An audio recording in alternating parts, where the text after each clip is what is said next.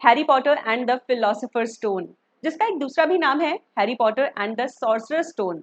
एक American version है और एक ब्रिटिश वर्जन है। इनफैक्ट इस फिल्म के शुरुआती कुछ हिस्सों को दो अलग अलग तरह से फिल्माया गया है। एक जगह फिलोसोफर स्टोन बोला गया है और एक जगह सॉर्सरर स्टोन। ऐसा क्यों, बता देती हूँ। एक्चुअली जब इस सीरीज की पहली किताब आई थी, यानी जेके रोलिंग ने जब Harry Potter and the philosopher stone release की थी, तब इसी किताब को अमेरिकन वर्जन में भी रिलीज करने के बारे में सोचा गया। जेके रोलिंग एक ब्रिटिश राइटर हैं। जो पब्लिशर्स थे उन्होंने सोचा कि अमेरिकन्स को शायद फिलोसोफर स्टोन उतना इंटरेस्टिंग नहीं लगेगा सुनने में, और फिलोसोफर वर्ड की जगह अगर सॉर्सरर वर्ड ऐड कर दिया जाए तो शायद अमेरिकन्स को समझने में ज़्यादा आसानी होगी।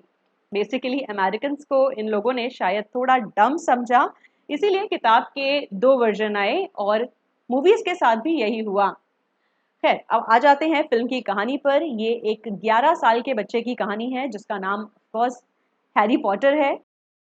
हमें एक इलाका दिखाया जाता है। यहाँ एक जादूगर मौजूद है जो एक घर के बाहर खड़ा हुआ है। यहाँ पर एक बिल्ली भी है जो फौरन एक औरत का रूप ले लेती है। इनका नाम है professor McGonagall, Minerva McGonagall actually. McGonagall इस बूढ़े आदमी को हेडमास्टर कह रही है और ये इन्हें प्रोफेसर कह रहे हैं। तभी यहाँ पर एक और आदमी आता है मोटर बाइक पर सवार होकर, जो दिखने में काफी ह्यूज है। इसकी गोद में एक बच्चा है। ये लोग इस बच्चे को देखते हैं, निहारते हैं और फैसला लेते हैं कि यहाँ पर जो घर मौजूद है उसके दरवाजे के बाहर इस बच्चे को रख दिया जाएगा। जो मैकगोनागल हैं उन्हें ये बात अच्छी नहीं लग रही। वो कह रही हैं कि यहाँ पे जो लोग रहते हैं वो बहुत ही क्रूअल हैं, अच्छे दिल के इंसान नहीं हैं। इनके साथ हम इस छोटे से मासूम बच्चे को नहीं छोड़ सकते, ऐसा नहीं करना चाहिए। मगर जो एल्बस डम्बलडोर हैं वो कहते हैं हमें यही करना होगा, यही सही है। और फिर शुरू होती है हैरी पॉटर फिल्म। ये बच्चा जिसे प्रिवेट ड्राइव इलाके में एक घर के बाहर रखा गया था, अब बड़ा हो गया है। इसकी जिंदगी की कहानी कुछ सिंड्रेला जैसी है। हैरी पॉटर अपने जिन रिश्तेदारों के साथ रह रहा है पिछले 10 साल से, उनके नाम हैं वर्नन डर्सली, पिटूनिया डर्सली और डडली डर्सली। बेसिकली डडली और हैरी पॉटर की उम्र आसपास ही है, मगर आपको रियलाइज होगा हैरी के साथ कितना अन्याय होता है यहाँ पर। एक दिन ये लोग घूमने के लिए जू में जाते हैं और जाने से पहले हैरी को धमकाया जाता है। उसके अंकल कहते हैं कि अगर तुमने कुछ गड़बड़ की तो अच्छा नहीं होगा। एक्चुअली आज डडली का बर्थडे है। उसके नखरे देखकर आपको रियलाइज हो जाएगा कि ये कितना नकचड़ा है। ये लोग जब घूमने पहुंचते हैं, यानी जू में पहुंचते हैं, तो वहां हैरी की नजर एक सांप पर पड़ती है और वो उसके दर्द को समझने की कोशिश करता है। उससे पूछता है कि वो कहाँ से बिलोंग करता है और क्या इसी जगह पैदा हुआ है या कहीं और से आया है। ये सांप हैरी की बात का जवाब देता है। हैरी जाहिर सी बात है इस बात पर बिल्कुल हैरान हो जाता है और तभी पीछे से डडली आकर उसे धक्का मारता है। हैरी नीचे गिर जाता है और पलटकर जब देखता है डडली को तो गुस्से में होता है थोड़ा। हैरी के इस गुस्से की वजह से जो कांच था वो गायब हो जाता है। यानी जिस कांच के पिंजरे में सांप को कैद करके रखा गया था उसका शीशा ही गायब हो चुका है। ये सांप अब आजाद है और डडली की हालत खराब हो चुकी है। सांप निकलकर वहां से जाने लगता है और जाने से पहले हैरी को शुक्रिया कहता है। तभी हैरी पलटकर देखता है और जो उसका कजन डडली था वो अंदर कैद हो चुका है, क्योंकि कांच वापस आ चुका है। अब सांप की जगह डडली कैद है। जाहिर सी बात है उसके माँ बाप के होश बिल्कुल बिगड़ चुके हैं और इन्हें लग रहा है ये सब हैरी की करतूत है। हैरी जब घर पर पहुंचता है तो उसे काफी डांट लगाई जाती है। हैरी कहता है शीशे को मैंने गायब नहीं किया, ये किसी तरह का जादू था। इस पर अंकल वर्नन कहते हैं जादू जैसी कोई चीज नहीं होती और हैरी को उसके छोटे से कमरे में बंद कर दिया जाता है। कुछ वक्त बाद इस घर में एक लेटर पहुंचता है जो हैरी पॉटर के नाम है। हैरी इस लेटर को देखकर बहुत एक्साइटेड हो जाता है, जाहिर सी बात है क्योंकि आज तक उसे किसी ने भी खत नहीं लिखा। इससे पहले कि हैरी इस खत को खोलकर पढ़े, डडली उसके हाथ से ये लेटर छीन लेता है, बदतमीज डडली, और अपने पिता को सौंप देता है। उसके फादर यानी अंकल वर्नन इस लेटर को खोलते हैं और हैरी को नहीं देते। इन लोगों के चेहरे पर कुछ एक्सप्रेशंस हैं अलग से। ये लोग हैरी से कोई बात छुपा रहे हैं। खैर हमें पता चलता है कि ये लेटर हैरी के हाथ नहीं लगता और कितनी भी कोशिश की जाए मगर लेटर भेजने वाला हार नहीं मानता। आप नोटिस करेंगे कि जब भी इस लेटर पर एड्रेस लिखा होता है वो वही होता है जहां हैरी एग्जैक्टली मौजूद हो। जब वो सीढ़ियों के नीचे वाले कबर्ड में रहता है तो लेटर के ऊपर एग्जैक्टली वही एड्रेस लिखा होता है, जैसे वाकई जादू से पता हो लेटर भेजने वाले को कि हैरी कहाँ है। बहुत अलग अलग तरीकों से सेम लेटर हैरी तक आता है, इस घर तक पहुंचता है, मगर हैरी के हाथ नहीं लग पाता। एक दिन संडे को अंकल वर्नन काफी खुश होते हैं। वो कहते हैं भाई आज तो संडे है, आज तो लेटर नहीं आ सकते, आज तो पोस्टमैन छुट्टी पर होते हैं। मगर हैरी जब बाहर देखता है तो बहुत सारे उसे आउल नजर आते हैं जो पता नहीं क्यों इसी घर को घेर कर बैठे हुए हैं। और तभी इस घर की चिमनी से लेटर्स की बाढ़ बाहर आने लगती है। पूरे कमरे में लेटर ही लेटर हैं, हवा में उड़ रहे हैं, बहुत स्पीड से लेटर अंदर आ रहे हैं। हैरी उछलकर एक लेटर को हाथ में लेता है। मुझे समझ नहीं आया उसने जमीन पर पड़े हुए लेटर्स में से लेटर क्यों नहीं उठाया। कोई भी रीजन हो वो इस लेटर को लेकर अंदर भागता है, मगर अंकल वर्नन उसे फिर से पकड़ लेते हैं और कहते हैं कि कुछ भी हो जाए मैं तुम्हें ये लेटर नहीं पढ़ने दूंगा। डडली को लग रहा है कि उसके पापा का दिमाग फिर चुका है। शायद ये बात सही है क्योंकि उसके बाद हमें दिखाया जाता है कि ये लोग एक शायद किसी कोने के आइलैंड पर रह रहे हैं, किसी बहुत पुरानी सी हवेली टाइप जगह में जहां पर प्रॉपर एम्यूनिटीज भी नहीं है। बट हैरी को उसके लेटर से दूर रखने के लिए ये लोग इतना एफर्ट लगा रहे हैं। हैरी का बर्थडे होता है इस रात। वो टाइम देखता है, जमीन पर मिट्टी से ही अपने आप को हैप्पी बर्थडे लिखकर विशेस देता है और तभी दरवाजा टूट जाता है। दरवाजे से अंदर आता है वही शख्स यानी हैग्रिड जिसे हमने पहले सीन में भी देखा था। ये मोटरसाइकिल पर सवार था और हैरी को इस घर तक लेकर आया था। वो पहले तो डडली को देखता है और समझता है कि यही हैरी है, मगर फिर जब हैरी सामने आता है तो वो हैरी को उसका लेटर सौंपता है। साथ ही उसे कहता है कि तुम एक जादूगर हो। हैरी कहता है मैं जादूगर नहीं, ये नहीं हो सकता, मैं तो बस हैरी हूं और कुछ नहीं। आप नोटिस करेंगे कि हैग्रिड को इस बात पर गुस्सा आता है कि हैरी अपनी सच्चाई के बारे में नहीं जानता। वो उसके अंकल और आंट को डांटता है, फटकारता है, कहता है कि तुमने इससे सच क्यों छुपा कर रखा। साथ ही गुस्से में डडली पर जादू करता है और डडली की पूंछ निकल आती है। उसकी हालत वाकई खराब हो चुकी है। हैरी पॉटर के जो अंकल और आंट हैं वो भी डरे हुए हैं, सहमे हुए हैं हैग्रिड से। हैरी पॉटर को उसका लेटर सौंपा जाता है और फाइनली वो इस लेटर को पढ़ता है जो इतने वक्त से उसके कब्जे में नहीं आ पा रहा था। हैरी को पता चलता है कि उसका एडमिशन हुआ है एक स्कूल में जिसका नाम हॉगवर्ट्स है। हैरी को अब स्कूल में एडमिशन लेने के लिए जाना होगा, यहाँ पर अपनी लाइफ के 7 साल बिताने होंगे। हैरी को शायद जिंदगी में पहली बार बर्थडे केक दिया गया है। वो काफी खुश नजर आ रहा है। ऑफ कोर्स उसे पता चला है कि वो जादूगर है और अब जादू से जुड़ी पढ़ाई करने के लिए उसे एक हॉस्टल में जाकर रहना होगा और जादू सीखना होगा। Alhambra.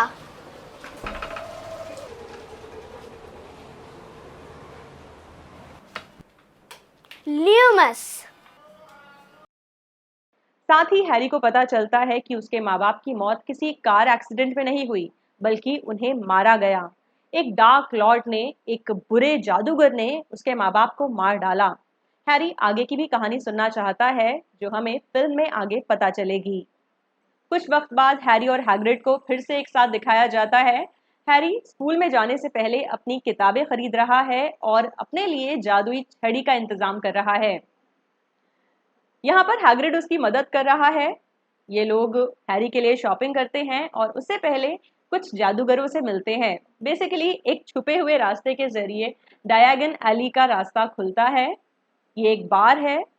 हैरी यहाँ पर बहुत सारे लोगों से मिलता है। प्रोफेसर क्विल भी यहाँ पर हैं जो आगे चलकर उसे हॉगवर्ट्स में पढ़ाने वाले हैं, ऐसा हैग्रिड हैरी को बताता है। खैर ये लोग एक रास्ते के जरिए डायगन एली में पहुंचते हैं जो जादूगरों की मार्केट है। आप देखेंगे कि यहाँ पर जो भी स्ट्रक्चर्स हैं बिल्डिंग्स के वो थोड़े उल्टे पुल्टे लग रहे हैं। बेसिकली ये लोग जादूगर हैं और इनके रूल्स अलग हैं। शायद इनकी बिल्डिंग्स को खड़ा रहने के लिए इंसानी फिजिक्स की जरूरत नहीं पड़ती। सबसे पहले हैरी ग्रिंगॉट्स पहुंचता है। ये जादुई दुनिया का बैंक है। उसे पता चलता है कि उसके माता पिता ने हैरी के लिए काफी सारा सोना छोड़ा है। हैरी जब बैंक के अंदर पहुंचता है तो यहाँ पर गॉब्लिन्स को काम करते हुए देखता है। वो पूछता भी है कि ये कौन लोग हैं। हैग्रिड बताता है कि ये अलग तरह की प्रजाति है, इन्हें गॉब्लिन्स कहा जाता है। इनका दिमाग काफी शार्प होता है, मगर नेचर में ये थोड़े रूड होते हैं। साथ ही हमें और भी बातें पता चलती हैं, जैसे इंसानों को मगल कहा जाता है, यानी वो लोग जो जादू नहीं जानते या जादू नहीं कर सकते, वो मगल होंगे। बाकी सारे लोग विजिट्स या फिर विचेस। ओके, तो हैरी अपने पेरेंट्स के अकाउंट से पैसे निकालता है, मगर ये पैसे इंसानी दुनिया में नहीं चल सकते, ये सिर्फ जादुई दुनिया के पैसे हैं। इसके बाद हैरी को पता चलता है कि हैग्रिड को इस बैंक में एक और काम है। हेडमास्टर ने यानी डंबलडोर ने हैग्रिड को यहाँ पर एक सीक्रेट काम से भी भेजा है। कुछ चीज मंगाई है जो एक सीक्रेट लॉकर में रखी हुई थी। अब ये छुपी हुई चीज क्या है हमें फिलहाल नहीं पता, आगे स्टोरी में पता चलेगा। फिलहाल हैग्रिड हैरी को कहता है कि इस बारे में किसी को कुछ मत बताना। आपको पता चलेगा कि हैरी ने अभी हाँ कह दिया है, मगर कितनी आसानी से इस सच को वो रिवील करेगा अपने दोस्तों के साथ। हैरी अब अपने लिए वॉन्ड लेने यानी जादुई छड़ी लेने के लिए ओलिवेंडर के पास पहुंचता है।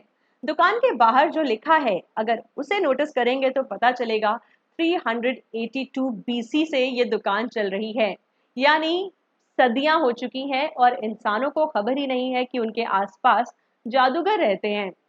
जब ये हैरी नाम का बच्चा दुकान के अंदर पहुंचता है तो ओलिवेंडर इसे पहचान लेता है। वो इसके नाम से उसे बुलाता है और इसे अलग अलग वॉन्ड्स दिखाता है। कोई भी वॉन्ड हैरी के लिए सूटेबल साबित नहीं होती, सबसे कुछ उल्टा पुल्टा ही होता है। मगर ओलिवेंडर के दिमाग में एक तीसरा ख्याल आता है। वो हैरी को जो तीसरी वॉन्ड देता है वो हैरी के लिए बिल्कुल परफेक्ट है। हैरी जैसे ही इस वॉन्ड को अपने हाथ में लेता है, कुछ बिजली सी चमकती है, जैसे ये वॉन्ड और हैरी एक दूसरे के लिए ही बने हैं। ओलिवेंडर यहाँ इस बात को मेंशन भी करता है, कहता है कि काफी अजीब बात है, मैं काफी क्यूरियस हूँ। हैरी पूछता है, क्यूरियोसिटी किस बात की, बताइए मुझे।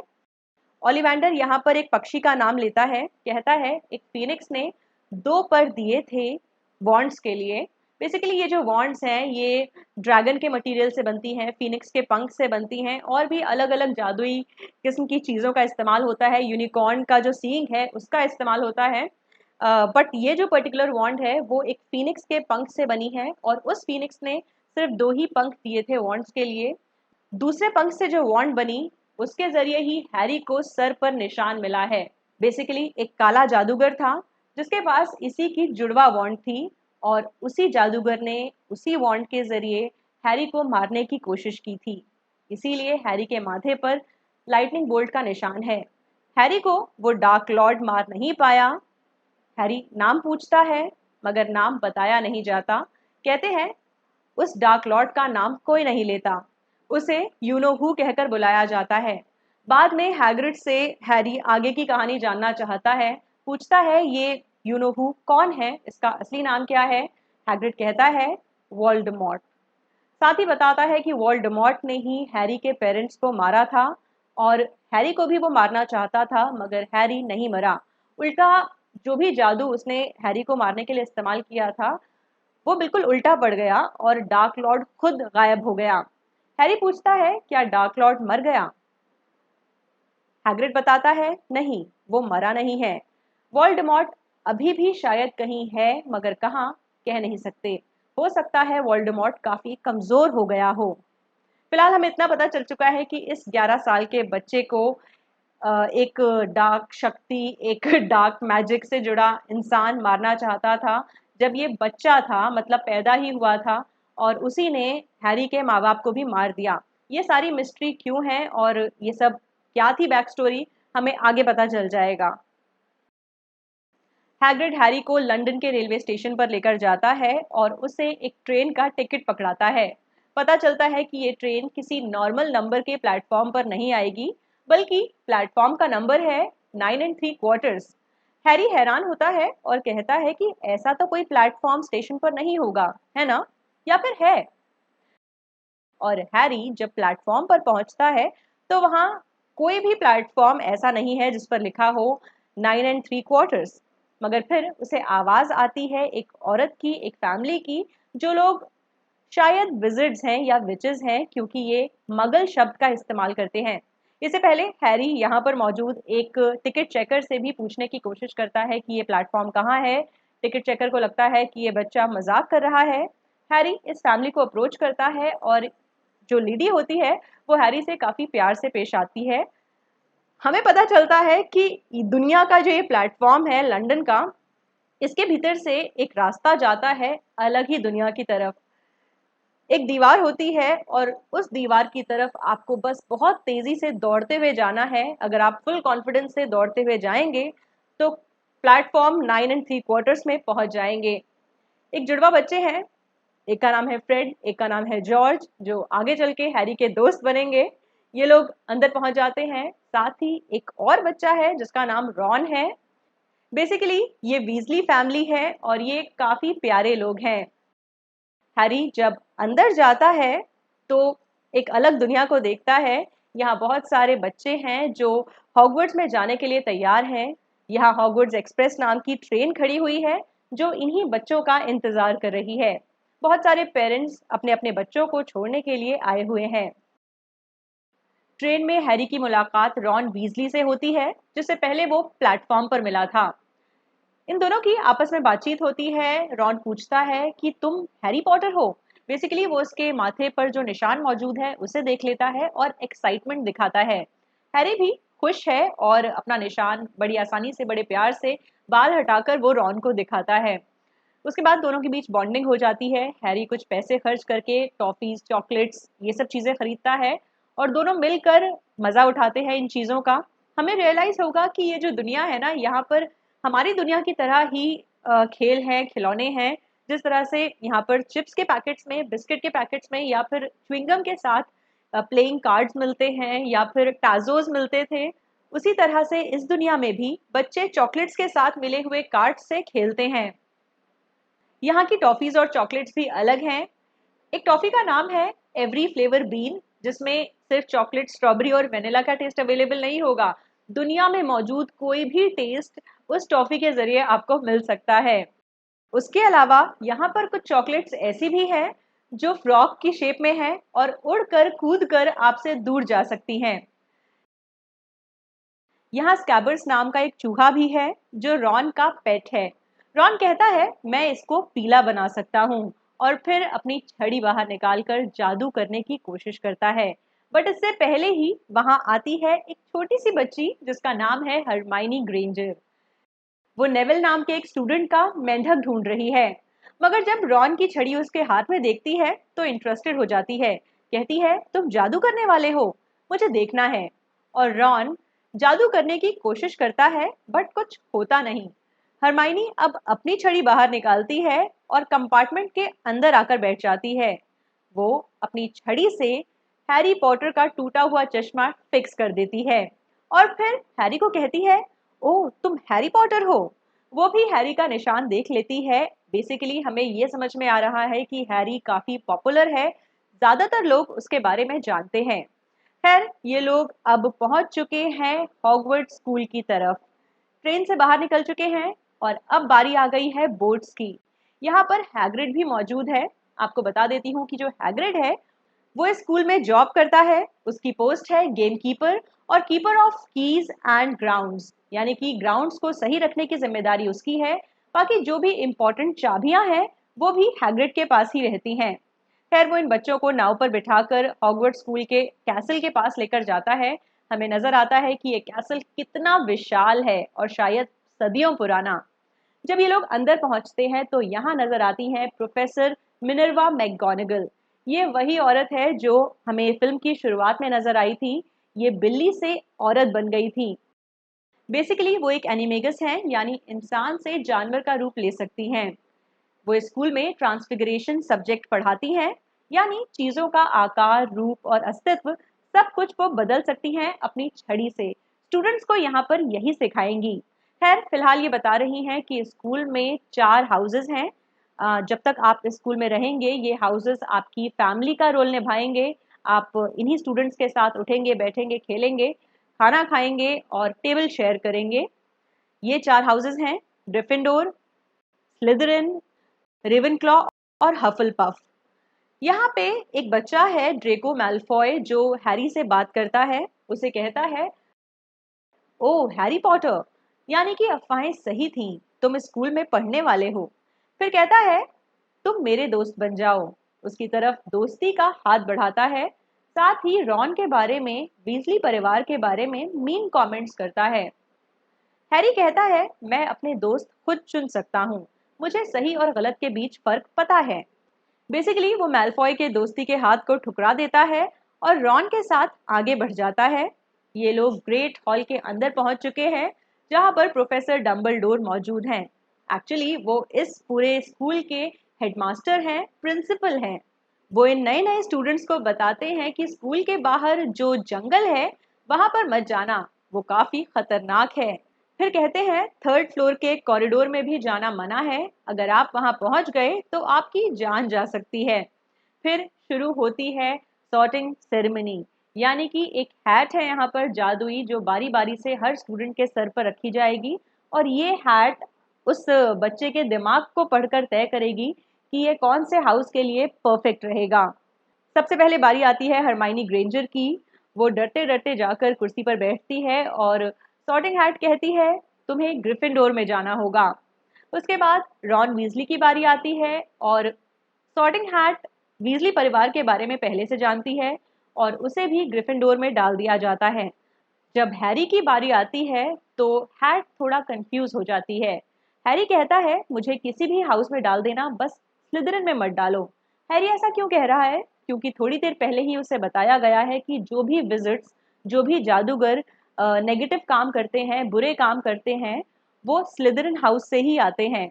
इसीलिए हैरी उस नेगेटिविटी की तरफ नहीं जाना चाहता और हैट उसकी बात मान लेती है और हैरी को भेज दिया जाता है ग्रिफिंडोर हाउस में जहां पहले से ही हरमाइनी ग्रेंजर और रॉन वीजली मौजूद हैं।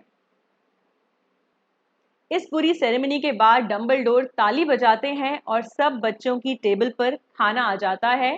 सारे बच्चे बहुत एक्साइटेड होते हैं। आप नोटिस करेंगे कि यहाँ पर जादू ही जादू है। इस पूरे कैसल में जो तस्वीरें लगी हैं वो एक दूसरे से बात करती हैं, मूव करती हैं। बाकी कमरे के अंदर भूत भी घूम रहे हैं, आत्माएं हैं जो लोगों को डरा नहीं रही हैं। इसके अलावा छत की जगह आसमान है और ट्यूबलाइट्स की जगह मोमबत्तियां जल रही हैं। हर तरफ एक्चुअली जादू ही जादू है।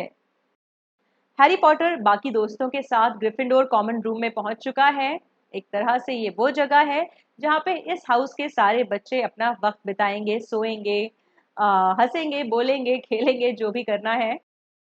हर कोई अपने बिस्तर पर जाकर सो चुका है मगर हैरी को नींद नहीं आ रही। वो खिड़की से बाहर देख रहा है। वो हेडविग के साथ है। ये उसका नया आउल है जो उसे एक्चुअली हैग्रिड ने ही गिफ्ट किया था। हैरी को यकीन नहीं आ रहा, वो बात सच हो गई है जिसका उसने कभी सपना भी नहीं देखा था। बहुत ही प्यारा और मासूम लगता है यहाँ पर हैरी और लगता है कि इसके साथ कुछ भी बुरा नहीं होना चाहिए। खैर दिन बीतते हैं। इन लोगों की बहुत सारी क्लासेस होती हैं। मिनर्वा मैगोनिगल ट्रांसफिगरेशन पढ़ा रही हैं। एक और प्रोफेसर है यहाँ पर, प्रोफेसर स्नेप। वो पोशंस का सब्जेक्ट पढ़ाते हैं, यानी जादुई शरबत बनाना सिखाते हैं और क्लास में हैरी से काफ़ी रूडली पेश आते हैं। एक्चुअली हैरी इनकी कही हर बात को नोट कर रहा था और हैरी पर झूठा इल्ज़ाम लगाया जाता है कि वो अटेंशन नहीं दे रहा, अपने प्रोफेसर की बातों को सुन नहीं रहा। बहुत ही अनफेयर फील होता है। इसके बाद हैरी पर ताना मारते हैं वो और सवाल पूछते हैं उससे एक। हैरी को जवाब नहीं पता होता मगर हरमाइनी ने हाथ ऊपर किया हुआ है और वो जवाब देने के लिए तड़प रही है। फिर स्नेप दूसरा सवाल पूछते हैं। हैरी को इसका भी जवाब नहीं पता। तीसरा सवाल पूछा जाता है और हैरी को एक भी सवाल का जवाब नहीं पता मगर हरमाइनी सारे जवाब जानती हैं। इससे हमें पता चलता है कि हरमाइनी कितनी स्टूडियस है, उसे पढ़ने का कितना शौक है। अभी क्लासेस शुरू ही हुई हैं और हरमाइनी के पास सारे जवाब मौजूद हैं। हैरी यहाँ पर यही कहता है कि आप हरमाइनी से ही जवाब पूछ लीजिए, मुझे तो पता नहीं है। हैरी की इस बदतमीजी पर उसके हाउस से पॉइंट्स ले लिए जाते हैं। एक्चुअली मिनर्वा मैगोनिगल ने हमें पहले भी बताया था, मतलब हमें नहीं, स्टूडेंट्स को पहले भी बताया था कि साल के एंड में कोई एक हाउस विजेता होगा, यानी कि आपके अच्छे कामों और बुरे कामों के लिए आपके हाउस को पॉइंट्स दिए जाते हैं और उससे पॉइंट्स घटाए जाते हैं। एंड में जिस भी हाउस ने सबसे अच्छा परफॉर्म किया होगा वो विनर घोषित होगा। अब हैरी की वजह से ग्रिफिंडोर हाउस से कुछ पॉइंट्स छीन लिए गए हैं, या फिर स्नेप ही हैरी से नफरत करता है। वो उस पर कमेंट भी करता है, कहता है तुम मशहूर बहुत हो, इसका मतलब ये नहीं कि टैलेंटेड भी होगे। और जब टैलेंटेड शब्द का इस्तेमाल करता है तो ड्रेको मैल्फॉय की तरफ देखता है, जो एक बदतमीज बच्चा है। एक्चुअली जो ड्रेको मैल्फॉय है वो स्लिदरिन हाउस में गया है और प्रोफेसर स्नेप स्लिदरिन हाउस के हेड हैं। उसी तरह से मैकगोनागल ग्रिफिंडोर हाउस की हेड हैं। एक दिन ऐसे ही सुबह सुबह ये सारे बच्चे नाश्ता कर रहे होते हैं और इस स्कूल के ग्रेट हॉल में बहुत सारे आउल्स पहुंचते हैं जिनके पास लेटर्स और कुरियर्स हैं। सब बच्चों को अपना अपना मेल मिलता है। यहाँ नेविल नाम का एक बच्चा है जिसको उसकी दादी माँ ने रिमेम्बरल करके एक चीज भेजी है। ये एक गोल सा शीशा है जिसके अंदर धुआं मौजूद है। वो लाल रंग का हो जाता है अगर आप कुछ भूल रहे हो तो।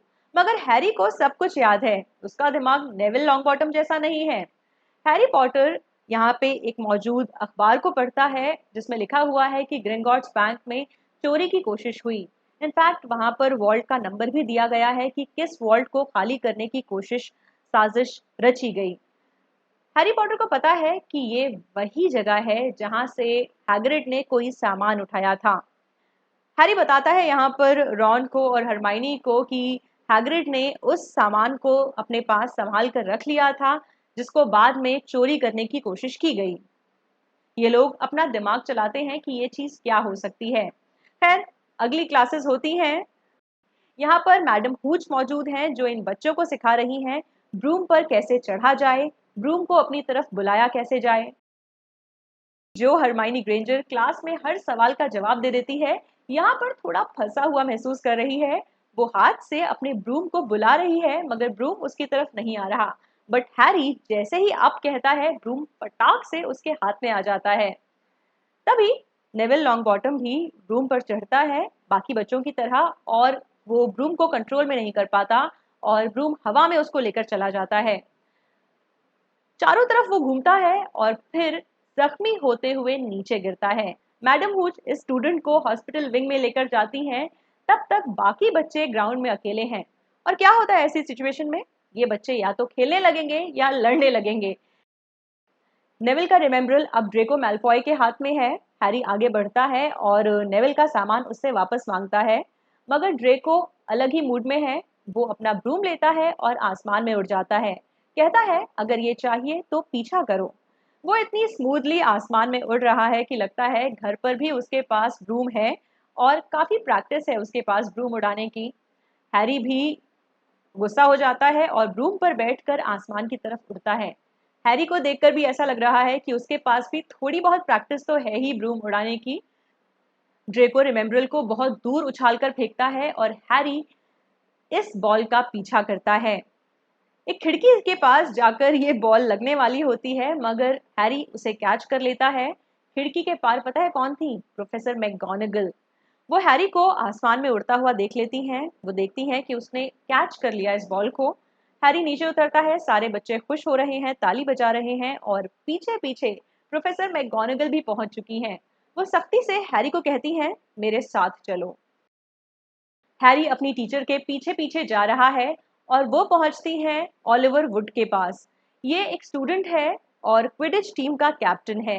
वो कहती है स्टूडेंट को मैंने तुम्हारे लिए सीकर ढूंढ निकाला है। बेसिकली एक गेम है क्विडिच जिसमें सीकर एक प्लेयर होता है और ग्रिफिंडोर जो हाउस है उन्हें सीकर की तलाश थी अपनी टीम के लिए। हैरी ने इतनी खूबसूरती से रिमेम्बरल को कैच किया कि प्रोफेसर मैकगोनागल हैरान हो गई। उन्होंने इस बच्चे के लिए अपनी क्विडिच टीम के दरवाजे खोल दिए हैं। हैरी को पता चलता है कि उसके पिता यानी जेम्स पॉटर भी क्विडिच टीम का हिस्सा रह चुके हैं और वो भी सीकर थे। साथ ही हमें पता चलता है कि जो हैरी के माता पिता हैं वो भी इसी स्कूल से पढ़े लिखे थे। यानी कि हैरी को अपने माँ बाप के बारे में और भी बहुत सारी बातें इस स्कूल के जरिए पता चल सकती। एक रात हैरी, रॉन और हरमाइनी जब ग्रिफिंडोर कॉमन रूम में जा रहे होते हैं तो उनकी सीढ़ियां रास्ता बदल लेती हैं। ये थर्ड फ्लोर के उस कॉरिडोर में पहुंच जाते हैं जहां जाना मना है। डंबलडोर ने इस बारे में आगाह भी किया था कि वहां जाने पर आपकी जान को खतरा हो सकता है। यहाँ इन्हें फिल्च की बिल्ली नजर आती है और इन्हें लगता है फिल्च कहीं इन्हें इस जगह पर देख ना ले।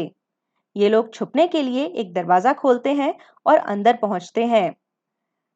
इन्हें एहसास होता है कि इस दरवाजे के अंदर आना मना है और पता चलता है यहाँ एक 3 हेडेड डॉग है, यानी एक कुत्ता जिसके 3 सर हैं। ये अपनी जान बचाते हुए कमरे से बाहर निकलते हैं और वापस फॉरबिडन कॉरिडोर में पहुंच जाते हैं। ग्रिफिंडोर के कॉमन रूम में वापस जाते वक्त हरमाइनी इन दोनों को डांट लगाती है। कहती है, तुम दोनों या तो हमें मरवा दोगे या फिर इससे भी बुरा होगा, हमें स्कूल से निकाल दिया जाएगा। इस पर रॉन कहता है कि हरमाइनी को अपनी प्रायोरिटी सेट करने की जरूरत है। जाने से पहले हरमाइनी कहती है कि वो कुत्ता कोई चीज प्रोटेक्ट कर रहा है। उसके पैर किसी तहखाने के दरवाजे को छुपा रहे थे। हैरी का ध्यान तहखाने से हट गया है। वो क्विडिच पर कंसंट्रेट कर रहा है।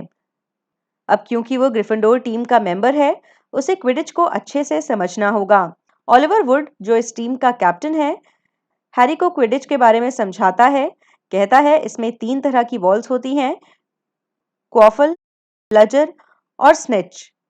हैरी को, जो इस टीम में सीकर है, उसे गोल्डन स्निच को पकड़ना होगा। गेम के दौरान जब भी वो स्निच को पकड़ेगा, गेम खत्म हो जाएगा और उसकी टीम को 150 पॉइंट्स मिलेंगे।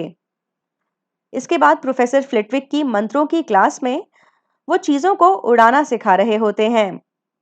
सारे बच्चे इस मंत्र को दोहराते हैं और अपने सामने पड़ा पर यानी फेदर उड़ाने की कोशिश करते हैं। It's Leviosa, not Leviosa. बाद में रॉन हरमाइनी की बुराई करता है। कहता है वो इतनी अकड़ू है और खुद को कुछ ज्यादा ही समझदार समझती है, इसीलिए कोई भी उसका दोस्त नहीं है। मगर अफसोस की बात यह है कि हरमाइनी ये सब कुछ सुन लेती है। वो रोते हुए वहां से गुजर जाती है। रात को जब ये लोग डिनर पर बैठे होते हैं, तब हरमाइनी वहां नहीं होती। इन्हें पता चलता है कि हरमाइनी गर्ल्स बाथरूम में रो रही है। तभी ग्रेट हॉल में प्रोफेसर क्विरल दौड़ते हुए आते हैं और घबराते हुए कहते हैं, बाहर ट्रोल है। ये एक तरह का दानव है जो पता नहीं कहां से हॉगवर्ट्स में आ गया है। डंबलडोर सबको आदेश देते हैं कि शांत रहा जाए। बच्चों को कहा जाता है कि अपने अपने हाउसेस के रूम में चले जाएं और टीचर्स को अपने साथ डंजन्स में बुलाते हैं। हैरी और रॉन सुरक्षित ग्रिफिंडोर के कॉमन रूम में नहीं जाते। वो हरमाइनी को ढूंढने पहुंचते हैं। आखिर रॉन की कही बात की वजह से ही हरमाइनी रो रही थी और गर्ल्स बाथरूम में थी। जब ये वहां पहुंचते हैं तो ट्रोल भी गर्ल्स बाथरूम में है। हरमाइनी उसे देखकर होश खोने लगती है। वो खुद की जान बचाने के लिए एक क्यूबिकल में छुपने की कोशिश करती है।